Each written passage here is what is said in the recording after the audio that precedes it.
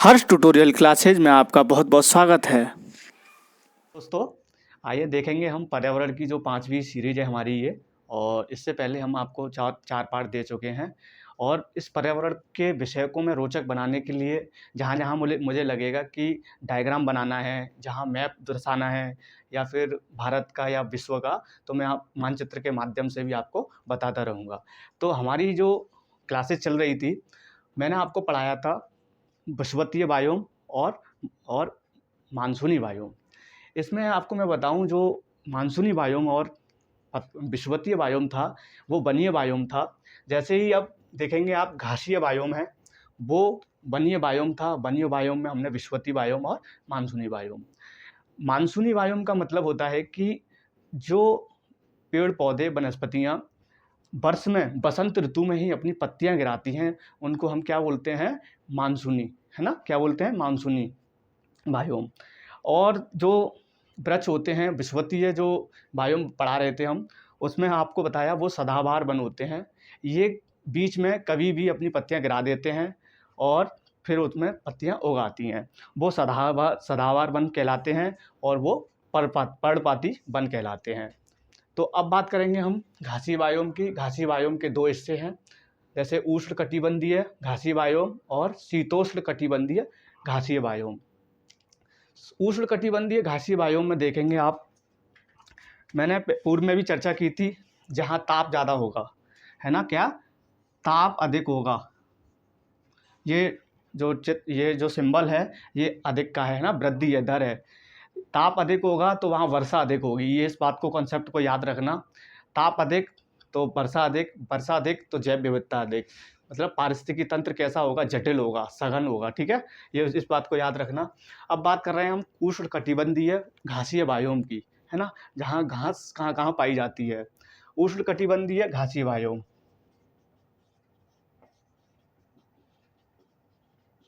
देखेंगे 23.5 degree north, है ना? North 23.5 degree south. मैं ब्लैक पेन यूज कर रहा हूँ। आप देखेंगे जी 23.5 डिग्री नॉर्थ, हम जी देखेंगे ये 0 डिग्री है। इसको हमने बताया था इक्वेटर है ये, है ना? ये विषुवत रेखा है 0 डिग्री। ये 23.5 डिग्री है ना? इसको हम कर्क रेखा बोलते हैं। ये मकर है, ये भी 23.5 है, ये मकर है। कर्क रेखा, मकर रेखा और विषुवत रेखा,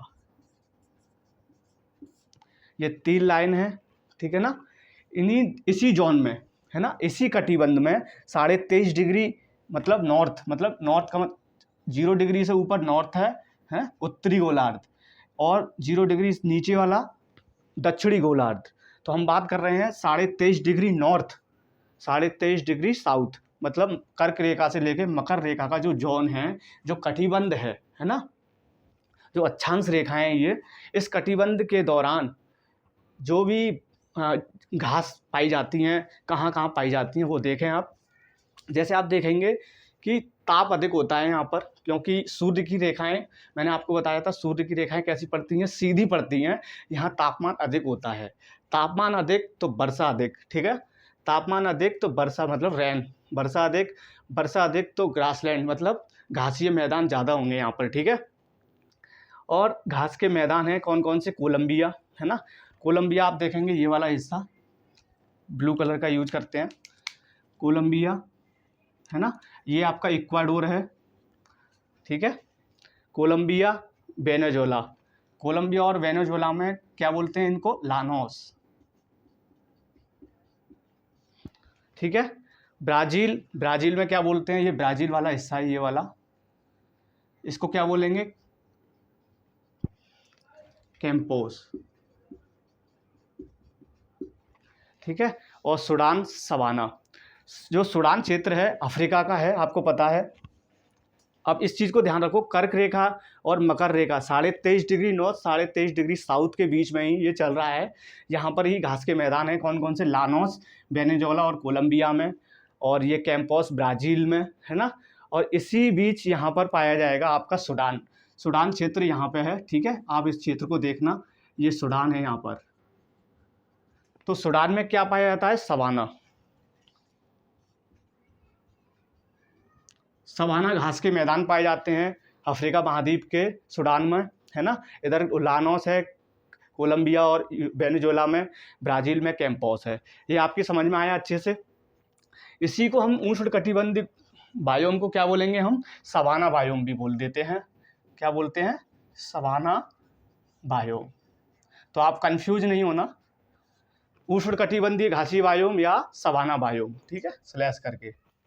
उसके बाद देखेंगे शीतोष्ण कटिबंधीय घासीय बायोम, इसी को देख रहे हैं हम शीतोष्ण। उष्ण माने होता है गर्म, शीत माने होता है ठंडा, तो ठंडा और गर्म दोनों मिलके बन रहे हैं, ठीक है। 23.5 डिग्री नॉर्थ और साउथ, 66.5 डिग्री है ना, नॉर्थ साउथ। इसका अर्थ मैं समझा रहा हूँ आपको अभी। 23.5 डिग्री नॉर्थ और 66.5 डिग्री नॉर्थ, मतलब 23.5 डिग्री कर्क रेखा से ऊपर। तो यहाँ लगभग यहाँ बनेगा, देखो आपका 66.5 डिग्री, 66.5 डिग्री यहाँ पर है, ठीक है।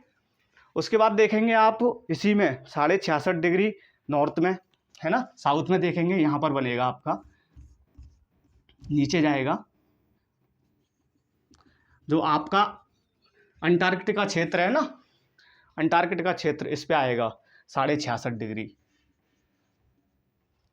तो आप देखो इस जोन को 23.5 डिग्री मकर राशि से लेके 66.5 डिग्री ये वाला जोन, फिर उसके बाद में आप देखेंगे कर्क रेखा से लेके 66.5 डिग्री ये वाला जोन। तो इसमें कौन कौन से घास के मैदान पाए जाते हैं उसको देखेंगे हम। इसमें क्या होता है, ताप कम होता है और वर्षा यहाँ पर कम होती है, वर्षा कम होती है और ग्रासलैंड भी इसमें कम पाए जाते हैं, है ना। लेकिन कहाँ कहाँ पाए जाते हैं वो देखें आप। और घास के मैदान क्यों पाए जाते हैं इसका भी रीज़न है, क्योंकि यहाँ एक एंटी साइक्लोन बनता है। एंटी साइक्लोन का मतलब होता है, जैसे सब ट्रॉपिकल रीजन है, जैसे आपको समझाते हैं, जैसे ये है 0 डिग्री, ये है आपका कर्क रेखा, ये भी है आपका मकर रेखा, इससे ऊपर यहाँ पर उपोष्ण बोलते हैं इसको, उपोष्ण, ठीक है, सब ट्रॉपिकल।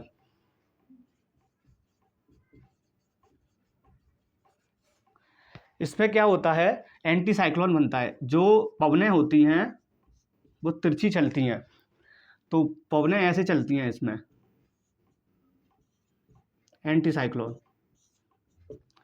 इस रीजन के कारण यहाँ पर आप देखेंगे जो पश्चिमी क्षेत्र होता है, ये वाला पश्चिमी क्षेत्र, ये आपका यहाँ पर ठंडी जलधाराएं होती हैं। ठंडी जलधाराएं होने के कारण यहाँ नमी होती है, नमी होने के साथ साथ में यहाँ पर जो आपके घास के मैदान हैं आपके ज़्यादा मिलेंगे इस क्षेत्र में, और मरुस्थल भी आपको ज़्यादा मिलेंगे इसी क्षेत्र में। अब देखेंगे जैसे आपका अर्जेंटीना क्षेत्र है, अर्जेंटीना में कौन से, पंपास। अर्जेंटीना आप देखेंगे ये वाला क्षेत्र है आपका अर्जेंटीना, ये वाला, ठीक है, अर्जेंटीना। अर्जेंटीना में कौन से, पंपास। उसके बाद में देखेंगे साउथ अफ्रीका में बेल्ट, साउथ अफ्रीका क्षेत्र ये है, तो यहाँ पर बेल्ट। उसके बाद में देखेंगे ऑस्ट्रेलिया, और ऑस्ट्रेलिया में डाउन्स, ऑस्ट्रेलिया में कौन सा है, डाउन्स।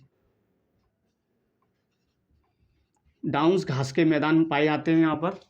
उसके बाद देखेंगे आप यूएसए में, यूएसए में प्रेयरी, यूएसए आपका ये है, यूएसए में क्या पाया जा रहा है, प्रेयरी, प्रेयरी घास के मैदान। उसके बाद देखेंगे आप जो यूरोप है, यूरोप में स्टेपी, आपका जो यूरोप है, यूरोप में स्टेपी। आपका यूक्रेन है पुस्ताज, यूक्रेन है ना, यूक्रेन आपका पुस्ताज यहाँ पे पाया जाता है, यूक्रेन।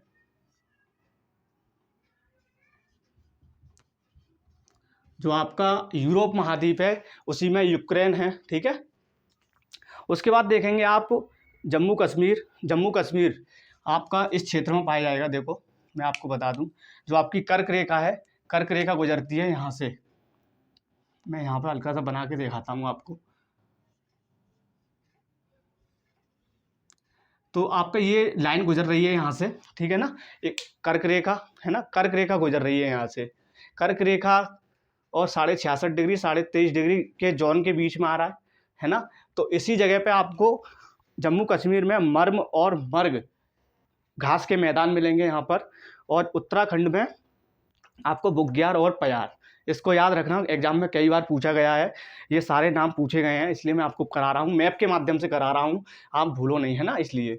उसके बाद देखेंगे, मैंने आपको एक क्वेश्चन कराया था कि ब्राज़ील में जो कैंपस है ना, कैंपस जो घास के मैदान हैं, यहाँ पर खेती होती है चाय कॉफ़ी की, बागान पाए जाते हैं, इनको हम फेजेंडा कहते हैं, है ना। ब्राज़ील में जो चाय कॉफ़ी के बागान, उनका क्या नाम बोलते हैं? फेजेंडा। ये कई प्रश्न पत्रों में पूछा गया है, कई आयोग ने पूछा है, इसलिए मैंने आपको बता दिया यहाँ पर। अब आप देखेंगे, आप भूमध्य सागरीय बायोम, है ना, जो मेडिटेरियन सी है, वहाँ का जो बायोम है किस तरीके का है, आप देखेंगे 30 डिग्री नॉर्थ और 30 डिग्री, ये 45 डिग्री नॉर्थ साउथ, जो आपका पश्चिमी भाग है ना, 30 डिग्री नॉर्थ साउथ और 45 डिग्री नॉर्थ साउथ, मतलब कहने का मतलब 23.5 डिग्री से नीचे इस जगह, और 45 डिग्री यहाँ, ये वाला रीजन, ऐसे समझो, ठीक है। ऑस्ट्रेलिया भी आ रहा है इसमें, है ना। उसके बाद में आप देखेंगे 45 डिग्री यहाँ करीब, यहाँ आ जाएगा, ठीक है ना। ऐसे ही ऊपर मान लेना आप, 30 डिग्री यहाँ से ऊपर की तरफ 45 डिग्री, ठीक है, इस जगह पे। तो ये वाला जॉइन इधर चलेगा, उत्तर वाला उत्तरी गोलार्ध का, और इधर नीचे वाला जॉइन चलेगा।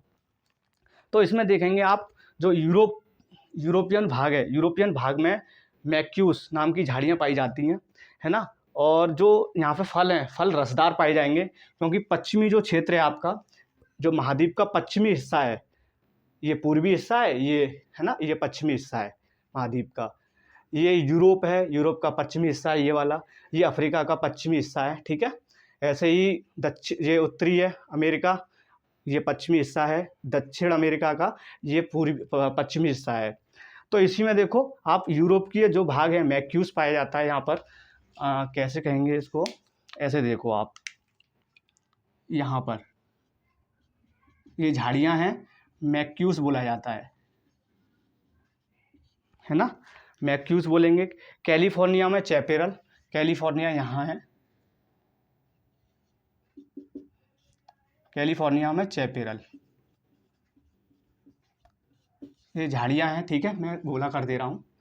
उसके बाद में आप देखेंगे साउथ अफ्रीका में फाइन बोस, तो ये क्षेत्र है फाइन बोस। उसके बाद आप देखेंगे जो मिड चिली है, मिड चिली का हिस्सा ये वाला, यहाँ पर क्या है, मेटोरल,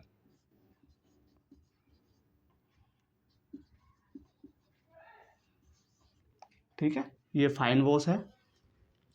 इसी में आपका ऑस्ट्रेलिया में मैली पाया जाता है, वो भी पश्चिमी हिस्से में, इस वाले हिस्से में।